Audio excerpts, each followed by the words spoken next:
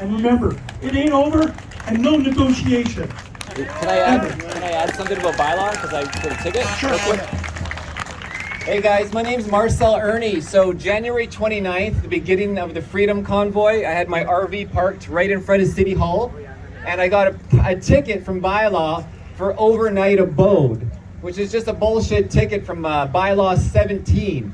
And so you only have 15 days to dispute a Bylaw ticket, so I wasn't even in town, I just left town.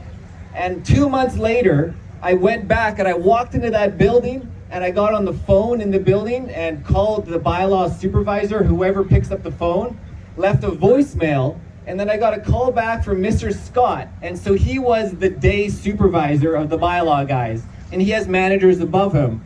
And he explained it was already in collections. I was getting to collections emails or letters, and he says, well, I've reviewed your complaint. We didn't see the Bylaw doing anything improper, but we decided with the circumstances we're going to pull back the ticket from collections. All right. So this is 2 months after collections. So anything is possible. You just got to take the effort. And of course, to a Conrad Erbes, I'm still disputing those 3 tickets. Front plate, rear plate, no flag, even though I had Canada flags on the back. So anyways, just wanted to update. Thanks, guys. Oh yeah, and I did go across the border and back.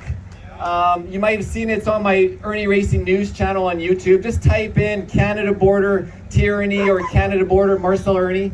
And I just had a 13-day follow-up today. Health Canada just called me again, asking me if I did the post day 8 test. And I'm like, I don't put anything in my body. It says that in the Quarantine Act, I don't have to. And she threatens me, well, you might get a $5,000 fine, but still nothing. So don't be afraid of going to the States.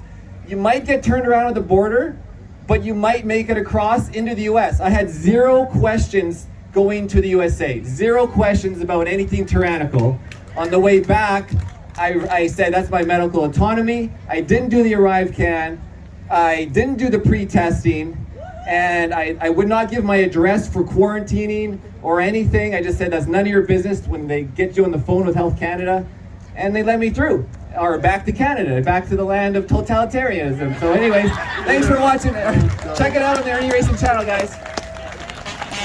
Cheers.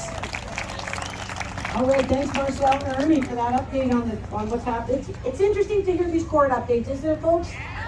Right, because we naturally have a fear of all of these things. We don't understand it. It's the big bad authorities and all of this kind of stuff. But when you do stand up, like Marcel did, like Bruce did, like so many of our members are, then you find out that when you start pulling the curtain back, it's not quite as big a monster as you thought. Anyways, that's a really good story 2 months later, and that's just by making the by contesting it. Just walking in. Just contest it. Yeah. And there's lots of people to support you in that. All right, does anyone know what song I'm about to sing? Let's continue part 2 with Rose here singing. And